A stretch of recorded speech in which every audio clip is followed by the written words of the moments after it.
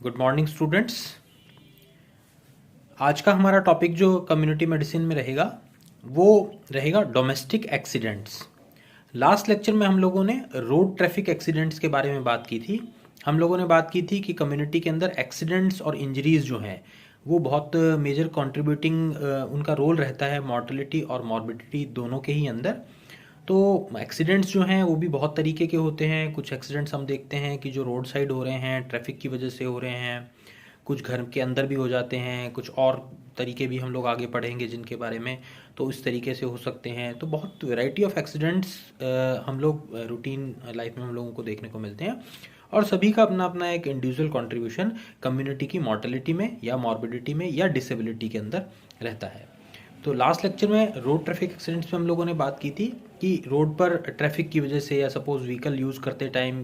जो भी हम लोगों की जो गलतियां होती हैं, मिस्टेक्स हैं, उनकी वजह से या सपोज़ ध्यान नहीं देने की वजह से जो जो एक्सीडेंट्स होने की प्रोबेबिलिटीज़ हैं, किस टाइप के एक्सीडेंट हम लोगों को ज़्यादा देखने को मिलते हैं, किस कारण की वजह से ऐसा हम लोगों को देखने को मिलता है, उसके बारे में हम लोगों ने बात की थी। आज हम बात करेंगे डोमेस्टिक एक्सीडेंट्स के बारे में। तो डोमेस्टिक एक्सीडेंट्स का मतलब, जैसा टर्म से हम लोगों को क्लियर हो रहा है, डोमेस्टिक एक्सीडेंट्स का मतलब घर के अंदर होने वाले एक्सीडेंट्स, ठीक है ना, जो सड़क पर नहीं हो रहे, हमारी डोमेस्टिक कंडीशन में, हमारे आसपास के सराउंडिंग एनवायरनमेंट में जहां हम रह रहे हैं, हमारे आसपास के उस क्लाइमेट में, एनवायरनमेंट के अंदर इस तरीके की अगर कोई मिस हैपनिंग या हम लोगों को इस तरीके का कुछ केस हम लोगों को देखने को मिलता है जहाँ पर कुछ इस तरीके की किसी के साथ कोई इंजरी हो रही है या कोई एक्सीडेंट डेवलप हो रहा है, तो उसे हम लोग डोमेस्टिक एक्सीडेंट की कैटेगरी में लेकर के चलते हैं। अब डोमेस्टिक एक्सीडेंट्स में कौन कौन सी कंडीशंस आ जाती हैं? डोमेस्टिक एक्सीडेंट्स में कंडीशंस जो आ जाएंगी उनके अंदर आएंगी सबसे पहले ड्राउनिंग, ठीक है ना। ड्राउनिंग की वजह से हो सकता है, या सपोज डोमेस्टिक एक्सीडेंट में एक और एग्जांपल हमारे सामने रहता है कि बर्न, जलने की वजह से हो सकता है, या सपोज किसी इंजरी की वजह से हो सकता है, कोई किसी शार्प इंस्ट्रूमेंट की इंजरी की वजह से हम लोगों को देखने को मिल सकता है, या अगर हम बात करें इसके अंदर तो पॉइजनिंग की वजह से हम लोगों को ये चीज़ें देखने को मिलती है डोमेस्टिक एक्सीडेंट्स के अंदर। तो डोमेस्टिक एक्सीडेंट्स में इस तरीके से बहुत सारी ऐसी कंडीशंस होती है जिनमें हम लोगों को ये सब चीज़ें देखने को मिलती है। तो डोमेस्टिक में भी सबसे पहले हम लोग थोड़ा सा डिटेल में ड्राउनिंग के बारे में बात करते हैं। ड्राउनिंग, जैसा हम लोगों को पता है, ड्राउनिंग का टर्म होता है डूबना।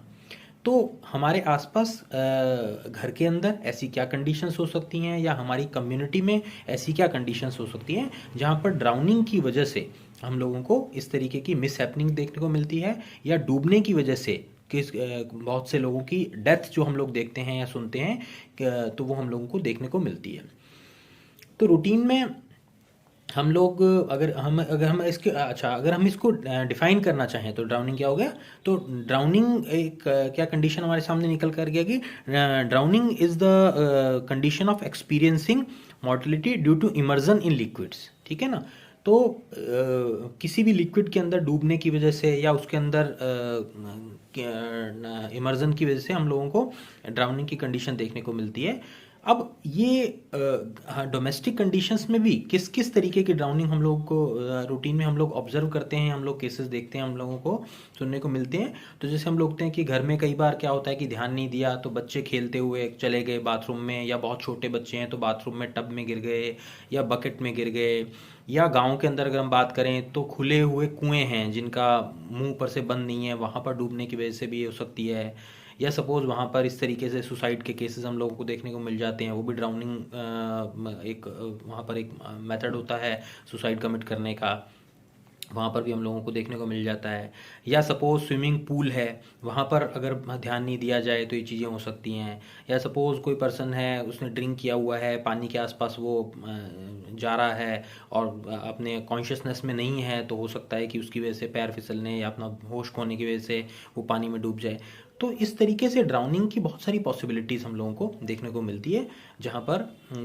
ड्राउनिंग जो है मॉर्टेलिटी का एक रूट कॉज हम लोगों को देखने को बनता है। अब इसमें रिस्क फैक्टर क्या क्या हो सकते हैं इसमें? तो रिस्क फैक्टर में सबसे पहले अगर हम बात करें तो एज एज के अंदर अगर हम देखते हैं तो डेफिनेटली जो अर्ली एजेस होती हैं, जो बच्चे हैं, वहाँ पर हम लोगों को वर्ल्ड वाइड ये केसेस ज़्यादा देखने को मिलते हैं। और वो क्यों ज़्यादा देखने को मिलते हैं? क्योंकि बच्चे, जो छोटे बच्चे हैं, वो कई बार उनमें अवेयरनेस का लेवल उतना नहीं होता, उनको इस बारे में इतना नहीं पता होता कि किन चीज़ों का ध्यान रखना है, या सपोज उनके पेरेंट्स की नेग्लिजेंसी की वजह से बच्चों में कई बार हम लोगों को ड्राउनिंग की कंडीशन देखने को मिलती है। और बच्चों में जो ड्राउनिंग हम लोगों को देखने को मिलती है, उसमें जैसे हम लोगों ने बात की कि वो कहाँ कहाँ पर हो सकती है, वही जैसे हम लोगों ने बात की कि भी बाथरूम में, बकेट के अंदर, या सपोज हमारी सोसाइटी के अंदर, कम्युनिटी के अंदर, स्विमिंग पूल के अंदर, या गांव में हम देखें तो खुले कुएं की वजह से।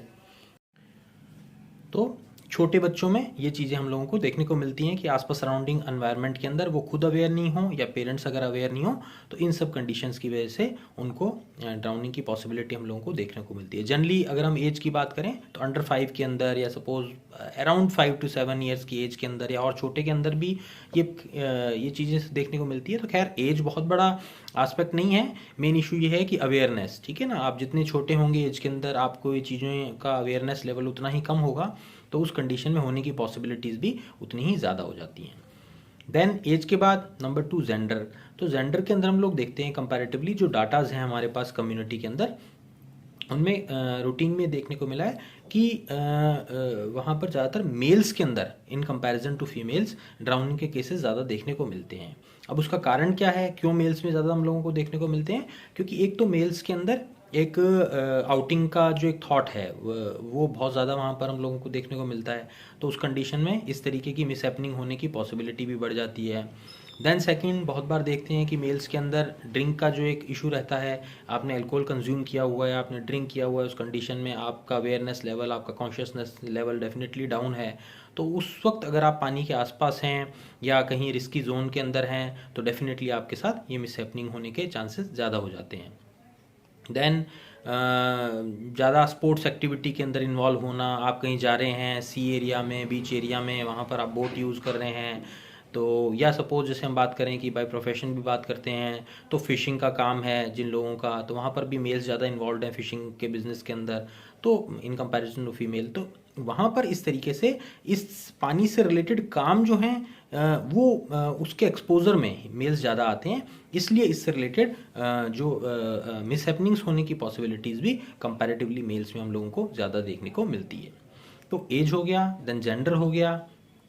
देन इसके बाद में अगर हम बात करें तो हो गया एक्सेस टू वाटर। तो एक्सेस टू वाटर के अंदर कि पानी का काम कितना है आपका, ठीक है ना, पानी के आसपास या पानी से रिलेटेड आपकी वर्किंग क्या रहती है, आपके प्रोफेशन ही कहीं इससे रिलेटेड तो नहीं है। जैसे अभी हमने बात की एग्जांपल के लिए कि जिन लोगों का फिशिंग का काम है, या कई लोगों का बोटिंग का काम है, या कई लोग जो है जो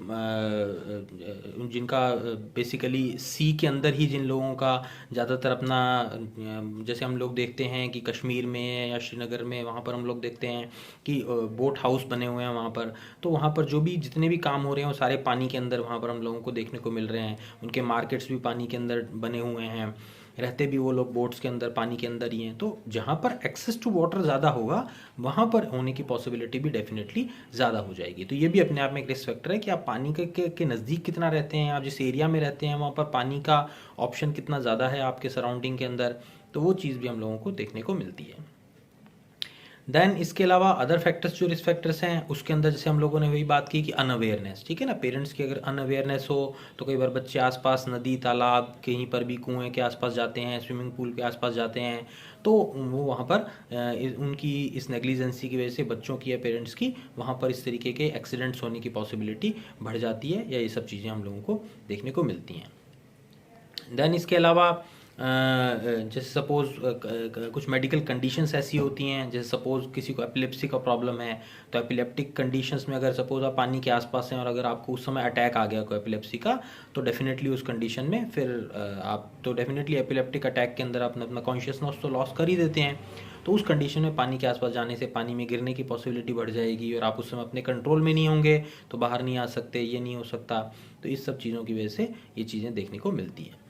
तो इस तरीके से बहुत सारे रिस्क फैक्टर्स जो हैं हम लोगों के सामने निकल करके आते हैं, जहाँ पर ड्राउनिंग की पॉसिबिलिटी हम लोगों को देखने को मिलती है।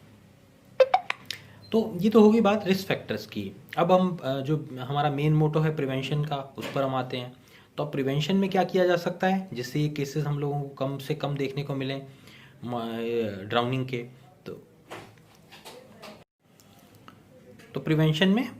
वही जो रिस्क फैक्टर हम लोगों ने डिस्कस किए थे, उन्हीं रिस्क फैक्टर्स से अपने आप को हम लोग कितना बचा पाते हैं, उन रिस्क फैक्टर्स से हम कितना ध्यान रखते हैं, उनसे बचाव ही अपने आप में प्रिवेंशन है। तो जैसा हम लोगों ने बात की कि रिस्क फैक्टर्स में हम लोगों ने बात की थी कि पूल्स, स्विमिंग पूल्स जो हैं वहाँ पर ही होने की पॉसिबिलिटी होती है। तो प्रिवेंशन में क्या किया जा सकता है कि जो स्विमिंग पूल है उसकी प्रॉपर फेंसिंग, 4 साइडेड फेंसिंग की जा सकती है कि जहाँ पर ऐसे चांसेस हों कि बच्चों के एक्सेस का वहाँ पर कुछ सिनेरियो रहता हो या होने की पॉसिबिलिटी हो, तो वहाँ पर पूल को चारों तरफ से प्रॉपर बंद किया जा सकता है ताकि बच्चे वहाँ तक नहीं पहुँच सके पूल में अकेले बिना किसी बड़े के। या सपोज जैसे गांव में कुएं हैं, जो वेल हैं वहाँ पर, उनको ढका जाए प्रॉपरली, खुला ना छोड़ा जाए उनको। या सपोज रिवर साइड है, कहीं नदी है, तालाब है, तो वहाँ पर इस तरीके से उनसे दूर कुछ उनके जो भी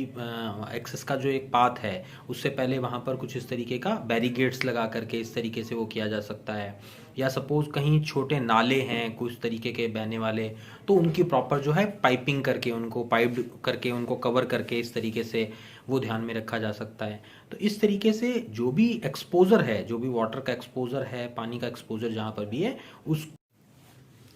तो जो भी पानी का एक्सपोजर है उससे अपने आप को बचाए रखना या उससे दूरी बनाए रखना ही अपने आप में एक प्रिवेंशन की स्ट्रेटजी है। इसके अलावा घरों में अगर हम देखें तो घरों के अंदर देखते हैं हम लोग बाथ टब्स हैं या बकेट्स हैं या ओपन पानी के इस तरीके के कोई टैंक्स हैं, उनके अंदर इस तरीके के रिस्क फैक्टर ज़्यादा होते हैं। तो घरों में उनसे अपने आप को बचाना या उनको बेसिकली उनको कवर अप करना, ठीक है ना। जैसे कोई टैंक है तो उनको कवर रखना, या बाल्टी है तो उसको पानी से भरी हुई बाल्टी को खुला नहीं छोड़ना, या बाथरूम का गेट जो है उसे खुला नहीं छोड़ना, या बाथ टब है उसमें पानी नहीं भरा हुआ हो, पानी भरा हुआ नहीं छोड़ना। तो ये सेफ्टी प्रिकॉशंस जो हैं, अगर घर में छोटे बच्चे हैं तो उनको ध्यान में रखते हुए इन सेफ्टी प्रिकॉशंस को रखना ज़रूरी है, क्योंकि इन्हीं जो सेफ्टी प्रिकॉशंस हैं इनको ध्यान में रख करके ही ड्राउनिंग से रिलेटेड जो है प्रिवेंशन उसको रोका जा सकता है, या उससे ड्राउनिंग से रिलेटेड जो कैजुअलिटीज़ हैं उनको होने से रोका जा सकता है। तो कहने का मतलब ये है कि प्रिवेंशन स्ट्रेटजी जो भी रिस्क फैक्टर्स हैं उनसे अपने आप में बचाव रखना या उनका ध्यान में रख करके अपने आप से को सेफ रखना ही अपने आप में ड्राउनिंग से रिलेशन प्रिवेंशन स्ट्रेटजी है। तो ये थोड़ा ड्राउनिंग के बारे में, ड्राउनिंग से रिलेटेड जो हाउस होल्ड जो हम लोगों को होम एक्सीडेंट्स देखने को या हम लोगों को डोमेस्टिक एक्सीडेंट्स देखने को मिलते हैं उसके बारे में हम लोगों ने बात की। नेक्स्ट क्लास में फिर डोमेस्टिक एक्सीडेंट्स की जो कैटेगरी में और एक्सीडेंट्स के जो टाइप हैं उनके बारे में हम लोग बात करेंगे। Thank you.